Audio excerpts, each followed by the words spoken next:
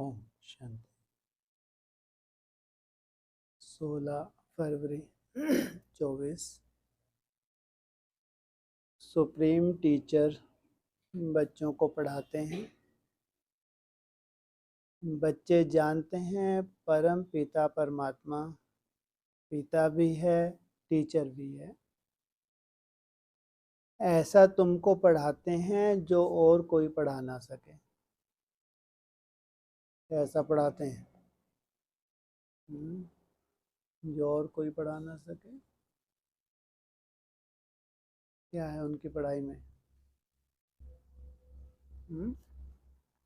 ऐसा पढ़ाते हैं जो और कोई पढ़ा ना सके। किस चीज़ की पढ़ाई पढ़ाते हैं? और मनुष्य से देवता बनने की। जैसे करेक्टर बाप बनाता है वैसा कोई बना ना सके। तुम कहते हो शिव बाबा हमको पढ़ाते हैं। अब यह बाबा कोई एक का नहीं है।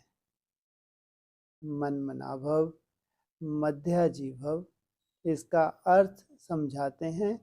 मुझे याद करो। बच्चे तो अब समझदार हुए हैं। बेहद का बाप कहते हैं तुम्हारा वर्षा तो है ही, यह कभी भूलना नहीं चाहिए। बाप आत्माओं से ही बात करते हैं। अभी तुम जीवात्माएं हो ना। बेहद का बाप भी निराकार है। तुम जानते हो इस तन द्वारा वह हमको पढ़ा रहे हैं और कोई ऐसे नहीं समझेंगे।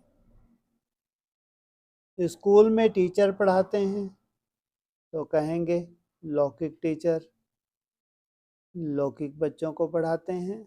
यह है पारलौकिक सुप्रीम टीचर जो पारलौकिक बच्चों को पढ़ाते हैं। सबको नहीं पढ़ाते। किनको?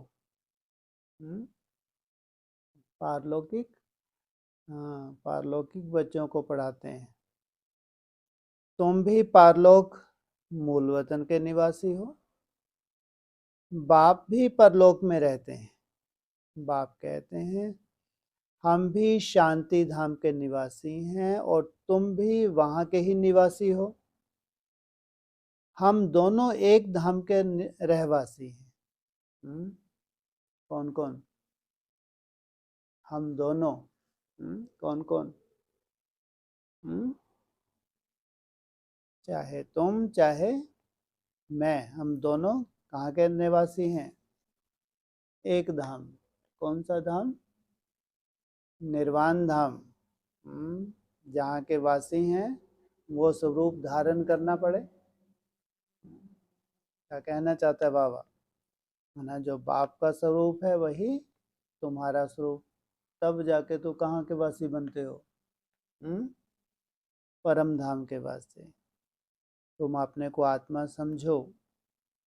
मैं परमात्मा हूँ। अभी तुम यहाँ पार्ट बजा रहे हो।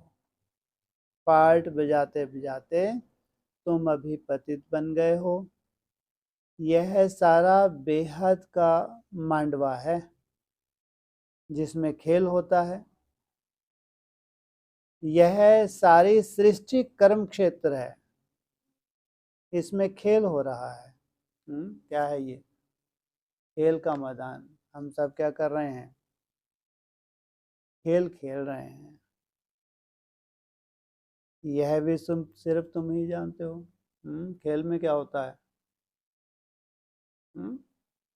खेल में क्या होता है? कहते हैं सुख दुख का खेल है। खेल में क्या होता है? हाँ, यार व्यक्तवाणी में भी तो था, खेल में कोई दुखी होता है? अगर थोड़ी बहुत कोई गिर गिरा भी जाए तो?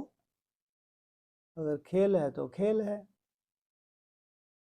यह भी सिर्फ तुम ही जानते हो कि यह बेहद का खेल है। इसमें दिन और रात भी होते हैं। कौन से खेल में? ऐसे नहीं दिन ही दिन होता है, रात भी होती है। कब से? रात कब से होती है? जब से रावण आता है तब से रात होती है, ठोकरें होती हैं। सूर्य और चांद कितनी बेहद की रोशनी देते हैं, यह है बेहद की बात। कौन कौन? केवल सूर्य और चांद भी देता है? सूर्य और चांद दोनों बेहद की रोशनी कौन सी है?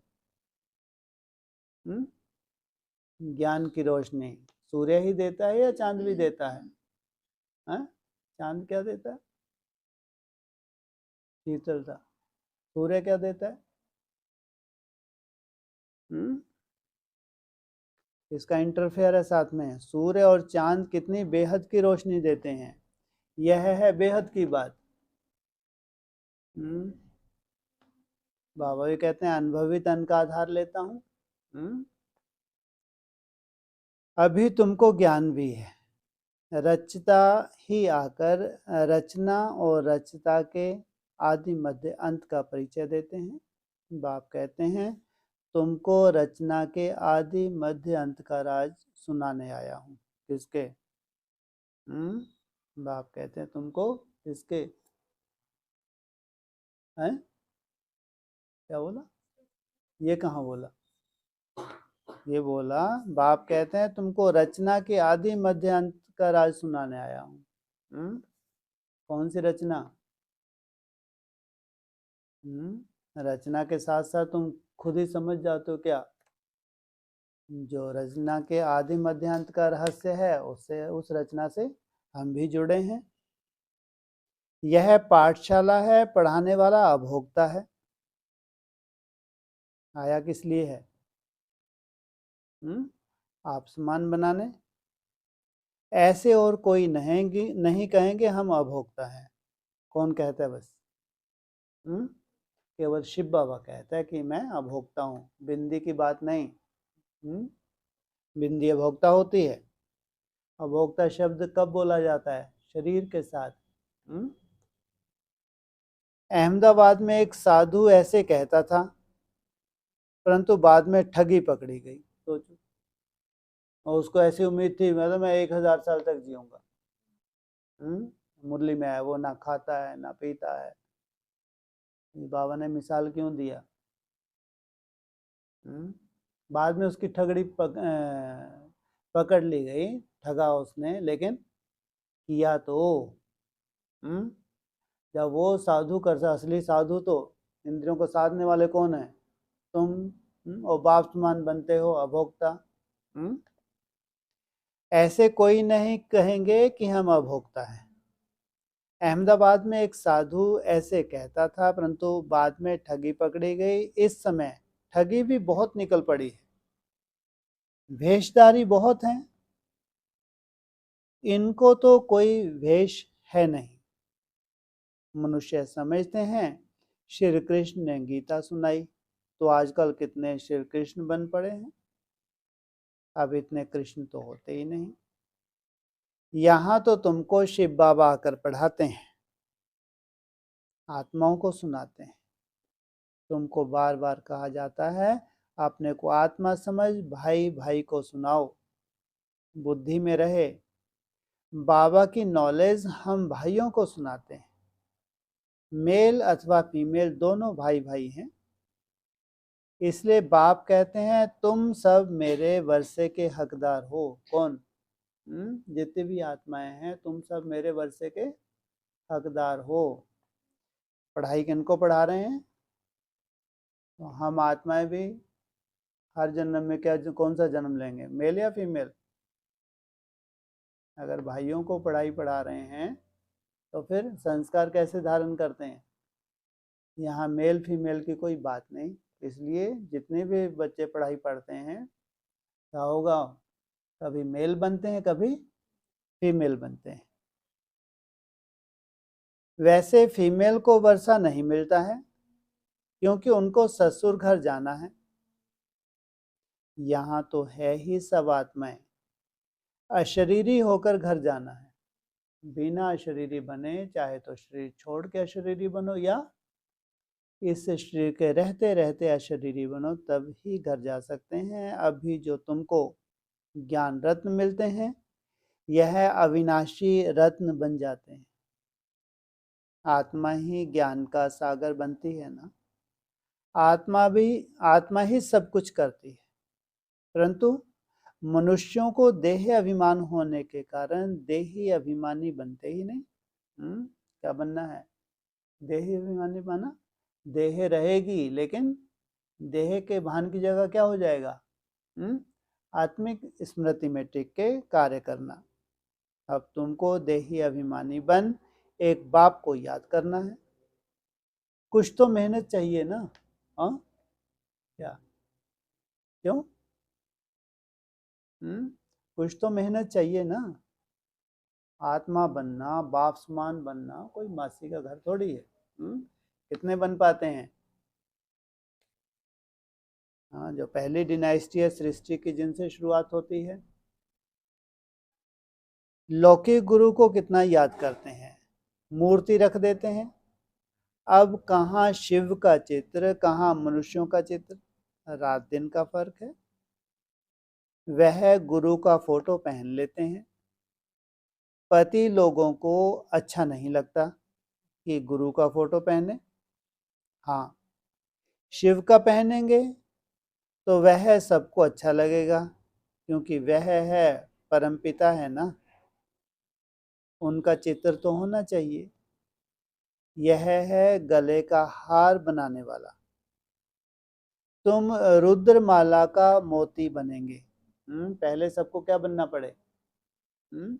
रुद्रमाला का मोती, फिर उसके बाद विजयमाला में पिरोते हैं। यूं तो सारी दुनिया रुद्रमाला भी है, प्रजापिता ब्रह्मा की माला भी है, ऊपर में सिजरा है। वह है हद का सिजरा, यह है बेहद का सिजरा। जो भी मनुष्य मात्र हैं सबकी माला है। आत्मा कितनी छोटी से छोटी बिंदी है, बिल्कुल छोटी बिंदी है। कितनी छोटी से छोटी, ये तुम्हारी डिपेंड करता है। जितनी तुम्हारी एकाग्रता होगी उतनी सूक्ष्मता में तुम टिक सकते हो। ऐसे ऐसे बिंदी देते जाओ तो अनगिनत हो जाएंगी।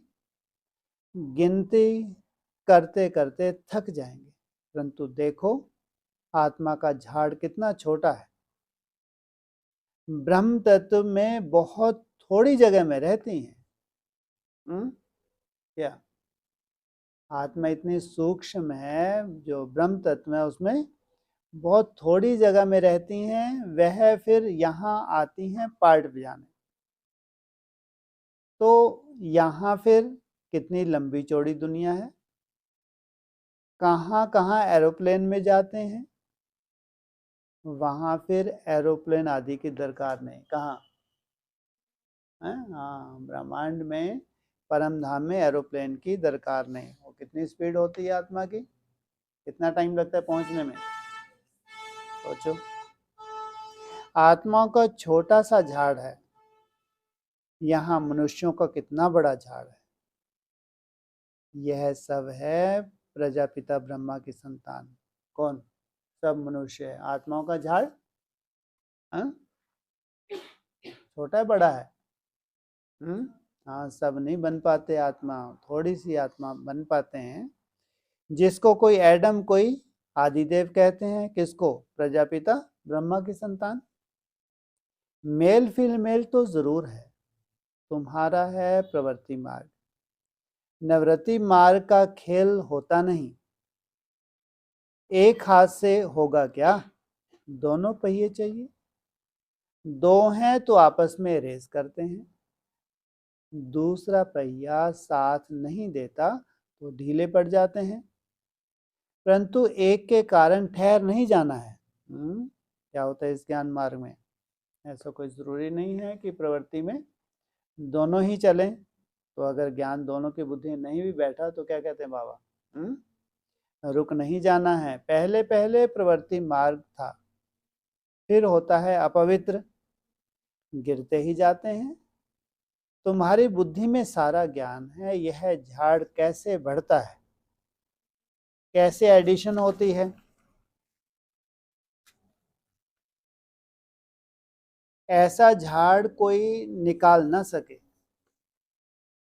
कोई की बुद्धि में रचता और रचना के आदि मध्य अंत का नॉलेज है ही नहीं, इसलिए बाबा ने कहा था, यह लिखो कि हमने रचता और रचना के नॉलेज का अंत पाया है। किसके द्वारा? स्वयं भगवान ने हमको ये रचता और रचना का पूरा ज्ञान दिया है। वह तो ना रचता को जानते ना रचना को। अगर परंपरा से यह ज्ञान चला आता तो कोई बतावे ना, सिवाय तुम ब्रह्मा कुमार कुमारियों के कोई बता ना सके। तुम जानते हो हम ब्राह्मणों को ही परम पिता परमात्मा पढ़ाते हैं। हम ब्राह्मणों का ही ऊंच से ऊंच धर्म है। पूरी दुनिया को पढ़ाने नहीं आए। किनको? क्योंकि नए सिरे से सृष्टि की शुरुआत करनी है तो ब्रह्मा मुख वंशावली ब्राह्मणों को पढ़ाने आए हैं। हम ब्राह्मणों का ही ऊंच से ऊंच धर्म है। चित्र भी जरूर दिखाना पड़ता है, चित्र बिगर कब बुद्धि में बैठेगा नहीं। चित्र बहुत बड़े बड़े होने चाहिए। वैरायटी धर्मों का झाड़ कैसे बढ़ता है यह भी समझाया है। आगे तो कहते थे, हम आत्मा सो परमात्मा, परमात्मा सो हम आत्मा। अब बाप ने इसका अर्थ बताया है। इस समय हम सो ब्राह्मण फिर हम सो देवता बनेंगे नई दुनिया में। पहले ब्रह्मा मुखवंशावली ब्राह्मण, फिर ब्राह्मण सो देवता नई दुनिया में। अभी हम पुरुषोत्तम संगम युग पर हैं, अर्थात यह पुरुषोत्तम बनने का संगम युग है। यह सब तुम समझा सकते हो। रचता और रचना का अर्थ, हम सो का अर्थ, ओम अर्थात मैं आत्मा फर्स्ट, फिर यह शरीर। और यहाँ उल्टा हो रहा है। क्या?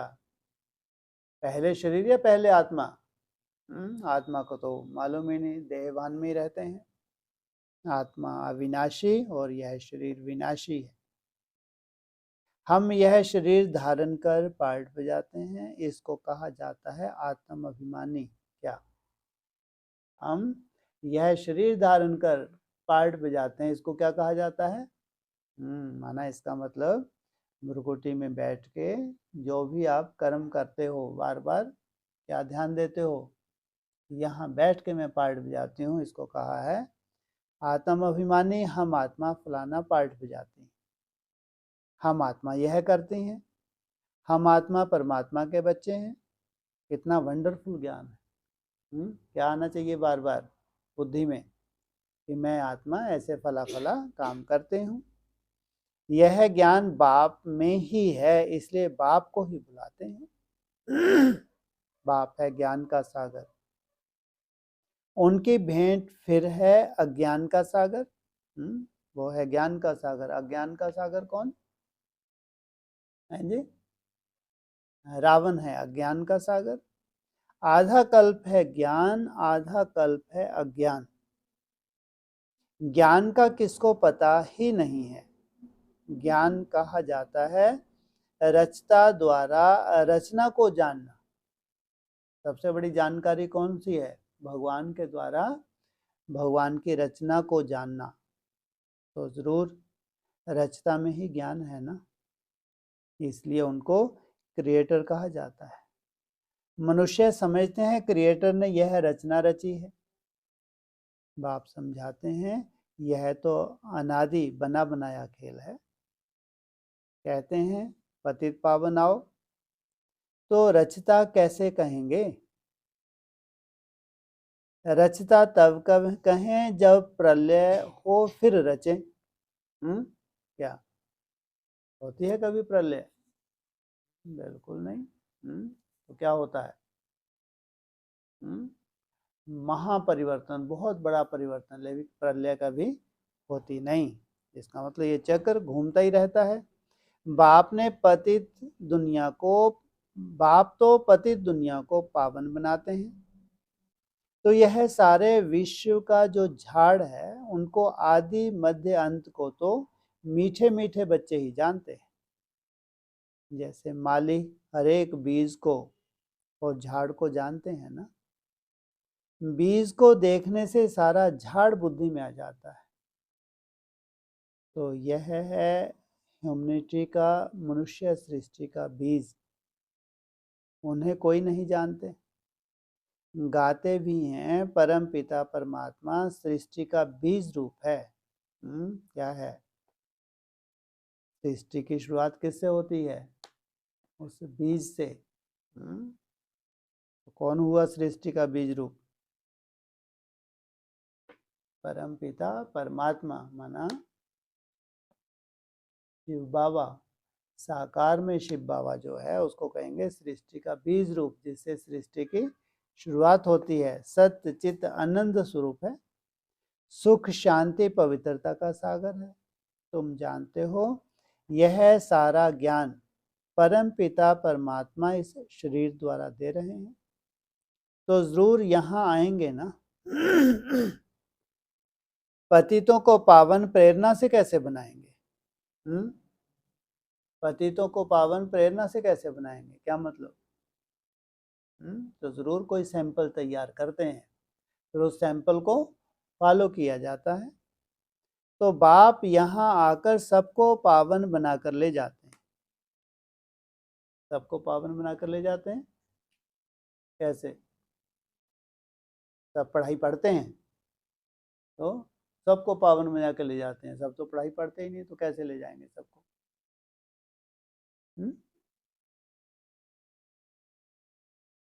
हाँ। चाहे पढ़ाई पढ़ के या फिर सजाओं के द्वारा सबको ले जाना है। वह बाप ही तुमको पाठ पढ़ा रहे हैं। यह है पुरुषोत्तम संगम युग।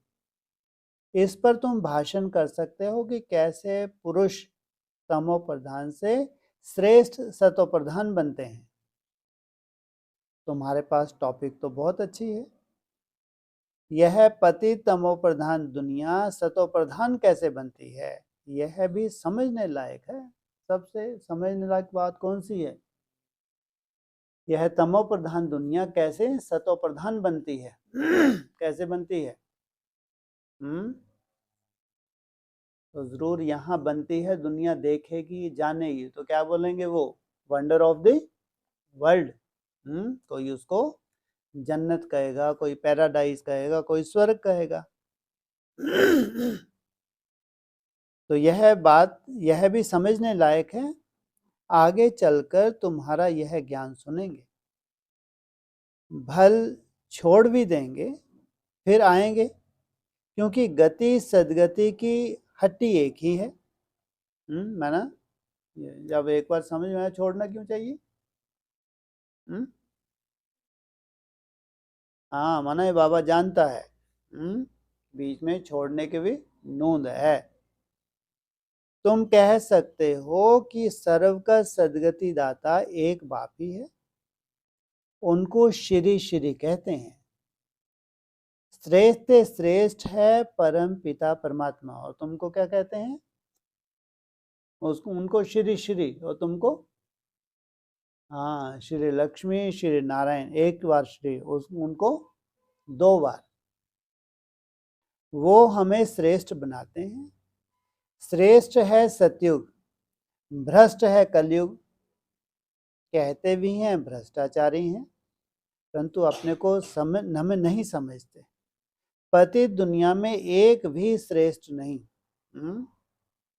ये पॉइंट सबसे सुंदर पॉइंट इनके पास। यहाँ तो कोई श्रेष्ठाचारी बन नहीं सकता। बाबा भी कह रहे हैं पति दुनिया में एक भी श्रेष्ठ नहीं, और श्रेष्ठ दुनिया में एक भी भ्रष्ट नहीं। इसका मतलब जब यहाँ श्रेष्ठाचारी दुनिया बनेगी तो उस वक्त कोई भी भ्रष्ट उसमें हो नहीं सकता। इसलिए बोला पांडवों का किला ऐसा बन जाएगा, आसुरी संप्रदाय तो क्या, कोई आसुरी संकल्प भी उसमें नहीं आ सकता। तो श्री श्री जब आए तब आकर श्री बनाए। श्री का टाइटल सतयुग आदि में देवताओं का था। क्या? श्री का टाइटल सतयुग आदि में फिर तो उनकी वंशावली चलती है, वो श्री ही रहती है। लेकिन ये टाइटल की शुरुआत कहाँ से हुई? सतयुग आदि से। यहाँ तो सबको श्री श्री कह देते हैं, श्रीमान श्रीमती। लगाना चाहिए? बिल्कुल नहीं, यहाँ तो कोई श्री श्रेष्ठ है ही नहीं। वास्तव में श्री अक्षर है ही पवित्रता का। दूसरे धर्म वाले कोई भी अपने को श्री नहीं कहते। सोचो, श्री कहाँ कहते हैं? सतयुग त्रेता में श्री कहाँ कहते हैं? बाबा को अच्छा ही नहीं लगता। कलयुग में लगा देते हैं श्रीमान श्रीमती। हाँ, केवल कौन लगाते हैं ये? और धर्म वाले नहीं लगाते। ये विचारों का है, इनके पिछले सतयुग त्रेता की टाइटल आज तक भुला ही नहीं पाए। भ्रष्टाचारी बन गए तो भी श्री श्री लगा रहे हैं। होता है ना, जैसे कोई का कुल होता है, उसी कुल में तो कर्म उनके वैसे नहीं होते। जैसे आज कोई कोई ब्राह्मण कुल में जन्म लेते हैं, उनके कर्म बिल्कुल अच्छे नहीं होते। मांस मूस खाएंगे, दारू पियेंगे, कहते हम ब्राह्मण हैं। तो ऐसे ही हमारी दशा हो गई। श्री श्री लगाना नहीं भूले क्योंकि वहाँ के हैं ना, हम रह चुके हैं उसमें। तो वास्तव में श्री अक्षर है ही पवित्रता का। दूसरे धर्म वाले कोई भी अपने को श्री नहीं कहते। श्री पोप कहेंगे क्या? हाँ, जिसमें पोप लीला भरी हुई है वो कभी कहेगा श्री पोप? यहाँ तो सबको कहते रहते हैं। कहाँ हंस मोती चुगने वाले, कहाँ बगुले गंद खाने वाले। कहाँ तुम हंस क्या कर रहे हो? बाबा पढ़ाई पढ़ा रहे हैं तुमको, क्या मोती चुगने वाले? और कहाँ और धर्म में कैसे हैं वो? उनको तो भगवान ये पढ़ाई पढ़ाते ही नहीं। फर्क है ना।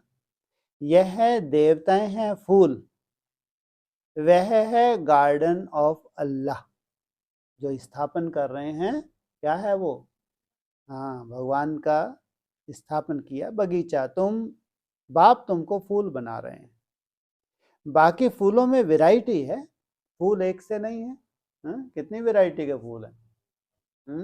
सबसे खुशबूदार फूल हैं जी? हाँ, रूहानी गुलाब। सबसे अच्छा फूल है किंग फ्लावर। देखो बाबा ने क्या बोला, गुलाब को नहीं बोला। वो क्या है? किंग है, क्वीन है? वो तो क्वीन है। किंग फ्लावर कौन सा है? कमल। खुशबू नहीं है इसमें बेचारे में, लेकिन है तो है। कीचड़ में भी कैसा रहता है? देखो। और वो है बेचारी क्वीन, खुशबूदारी। वो है रूप, वो है बसंत। तो इन लक्ष्मी नारायण को नई दुनिया का किंग क्वीन फ्लावर कहेंगे। तुम बच्चों को आंतरिक खुशी होनी चाहिए। इसमें बाहर का कुछ भी करना नहीं होता। बाहर से कोई भी दिखावा नहीं है। अंदर ही अंदर ये तो मंथन है, आत्मिक स्मृति का चिंतन है। यह बत्तियां आदि जलाने का भी अर्थ चाहिए। शिव जयंती पर जलानी चाहिए या दीपावली पर? बताओ। ये बत्तियां जलाते हैं, शिव जयंती पर जलानी चाहिए या दीपावली पर? और जलाते कहाँ हैं? दीपावली पर। और भगवान क्या कहते हैं? पूछा प्रश्न, दीपावली पर लक्ष्मी का आवाहन करते हैं, उनसे पैसे मांगते हैं, जबकि भंडारा भरने वाला तो शिव भोला भंडारी है। सोचो कैसी रस्म चल गई। कहाँ भंडारा भोला भंडारी और कहाँ लक्ष्मी? तुम जानते हो शिव बाबा द्वारा हमारा अखुट खजाना भर जाता है। यह ज्ञान रत्न धन है। वहां भी तुम्हारे पास अथाह धन रहता है। नई दुनिया में तुम माला माल हो जाएंगे। तो यहाँ का माला माल हमको फूटी आंख से भी सुहाता है। जानते हैं हथेली पे नई दुनिया जो तुम्हारी सामने, तुम क्या हो वहां? माला माल। अंतर है। हमारी नई दुनिया इसी शरीर से है और उनकी माला माल दुनिया दूसरे जन्म की। सतयुग में ढेरों के ढेर हीरे जवाहरात थे, फिर वो ही होंगे। लगता तो स्वप्न जैसा ही है, हैं? अब तुमको जाना इसी शरीर से है? फिर भी तुमको ऐसे स्वप्नों पे ये विश्वास ना हो। जाना तो उस दुनिया की तुम तैयारी जा रहे हो, जीते जी जाना है। हाँ, तो फिर भी तुमको स्वप्न जैसा लगे। कौन से हैं हीरे रत्न भविष्य में जो तुम प्रैक्टिकल धारण करते हो, जो तुम्हारे स्थूल रत्न बन जाते हैं? मनुष्य मूंछ से हैं, यह सब खत्म होगा, फिर कहां से आएगा? जब विनाश ही होने जा रहा है, कहाँ विनाश हो, कहाँ तुम हीरे मोतियों से खेलने की तैयारी कर रहे हो? कैसी अजीब बात है। मूंझते हैं वो। खानियां खुद गई, खानियां खुद गई, पहाड़ियां टूट गई, फिर कैसे होंगी? उनको लगता है कि ये 5000 वर्ष के बाद ऐसे कैसे ये पहाड़ फिर कैसे खड़ा हो जाएगा, ये खानियां कैसे वहां से ट्रांसफर हो गए, कैसे आ जाएंगे? बोलो, हिस्ट्री रिपीट होती है ना। तुम्हारे लिए कोई आश्चर्य हो सकता है लेकिन हिस्ट्री रिपीट होती है ना। कैसे रिपीट होती है हिस्ट्री? खानियों की कहाँ से निकलेंगी? धरने कहाँ, अभी कहाँ है वो? धरनी में है। कहाँ, किन्होंने दवाई हैं? अरे राजाओं महाराजों ने दवाई नहीं, उस वक्त तो बेचारे चले गए, और वो दवा हुआ उनका धन, उनके नसीब में है नहीं है, है? बाकी तो बाबा ने जब तुम्हारा तीसरा नेत्र खुलेगा तुम सब देख लोगे धरनी में कहाँ कहाँ क्या क्या दफन है। थोड़ी सी कुदाली मारी, निकाल लिया। हाँ, वहां सांप भी नहीं बैठा होगा तुम डरो हाँ, क्योंकि तुम्हारे ही तो हैं खजानी, हैं? वो तो बेचारा और ही तैयार हो, आ जाओ आपके लाने। तो जो कुछ था फिर रिपीट होगा। तुम बच्चे पुरुषार्थ कर रहे हो स्वर्ग का मालिक बनने का। स्वर्ग की हिस्ट्री ज्योग्राफी फिर रिपीट होगी। गीत में है ना आपने सारी सृष्टि, सारा समुद्र, सारी पृथ्वी हमको दे दी है, जो कोई हमसे छीन नहीं सकता। सोचो कितना बड़ा वर्षा है। नहीं तो सब आसमान भी बटा हुआ है, समुद्र भी बटा हुआ है, पृथ्वी भी बटी हुई है। उसकी भेंट में अब क्या है? जमीन के लिए, पानी के लिए, भाषा के लिए लड़ते हैं। स्वर्ग के रचता बाबा का जन्म मनाया जाता है, जरूर उसने स्वर्ग की बादशाही दी होगी। अब तुमको बाप पढ़ा रहे हैं, तुमको इस शरीर के नाम रूप से न्यारा हो अपने को आत्मा समझना है, पवित्र बनना है। या तो योग बल से, या तो सजाएं खाकर बनना जरूर है।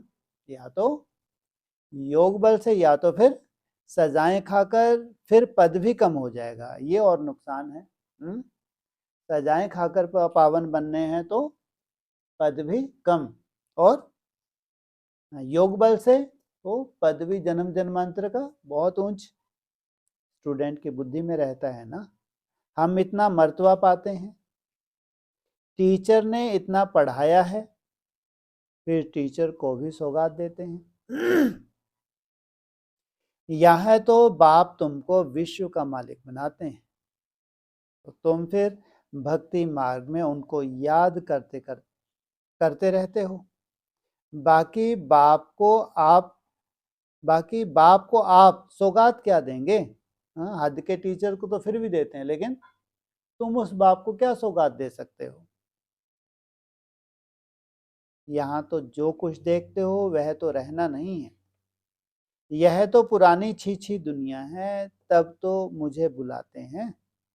बाप तुमको पतित से पावन बनाते हैं, इस खेल को याद करना चाहिए। मेरे में रचता के आदि मध्य अंत की नॉलेज है, जो तुमको सुनाता हूं। तुम अब सुनते हो फिर भूल जाते हो। कब भूल जाओगे? तुम अब सुनते हो फिर भूल जाते हो, कब भूल जाते हो? सत्युग में भूल जाओगे। ये जो सत्युग आ रहा है, माना जब तक ये शरीर है पूरी नॉलेज तुमको रहेगी। सत्युग में तुम इसी शरीर से जाओगे, तो ये नॉलेज ऐसा नहीं गायब हो, जैसे परम धाम तुम जीते जी गए, नीचे ऐसा भूल गए, बुद्धू बन गए, ऐसा नहीं है। इसी जब तक ये शरीर है तुमको पूरी नॉलेज रहेगी। फिर प्राय ये नॉलेज भी गायब हो जाएगी। ज्यादा ज्यादा कितनी पीढ़ी चलेगी, कहानी सुनाएंगे, फिर उनको कहानी 2-3 पीढ़ी कहानी सुनते सुनते गायब। 5000 वर्ष के बाद फिर चक्र पूरा होगा। तुम्हारा पार्ट कितना लवली है, तुम सतो प्रधान व लवली बनते हो। शरीर छोड़ के लवली बनना कोई बड़ी बात नहीं, तुम्हारा पार्ट बहुत लवली है। फिर तमो प्रधान भी तुम बनते हो, तुम ही बुलाते हो बाबा आओ। क्या 40 करोड़ के कहने पे नहीं आया। गांधी जी के साथ कितनों ने पुकारा पुकारा, तब नहीं भगवान आया। क्या बोला, तुम ही बुलाते हो बाबा आओ, अब मैं आया हूं। जिसने बुलाया किनके लिए आया हूं, उनके लिए नहीं, तुम्हारे लिए आए हैं। अगर निश्चय है तो श्रीमत पर चलना चाहिए, गफलत नहीं करनी चाहिए। कई बच्चे मत भेद में आकर पढ़ाई छोड़ देते हैं। श्रीमत पर नहीं चलेंगे, पढ़ेंगे नहीं तो नापास भी तुम ही होंगे। बाप तो कहते हैं अपने पर रहम करो। हर एक को पढ़कर अपने को राज तिलक देना है, बाबा नहीं दे रहा राज तिलक। क्या स्वयं ही अपने को पढ़ाई पढ़कर राज तिलक देना है। बाप को तो है पढ़ाने की ड्यूटी, इसमें आशीर्वाद की कोई बात नहीं है। फिर तो सभी पर आशीर्वाद करनी पड़े। अगर भगवान आके आशीर्वाद करे तो इसलिए क्या है, ये पढ़ाई में कोई आशीर्वाद नहीं होता है, कंपटीशन होता है। फिर तो सभी पर आशीर्वाद करनी पड़े, यह कृपा आदि भक्ति मार्ग में मांगते हैं, यहाँ वह बात नहीं है। अच्छा, मीठे मीठे सकील हृदय बच्चों प्रति माता पिता बाप दादा का याद प्यार। Good morning. रूहानी बाप के रूहानी बच्चों को नमस्ते।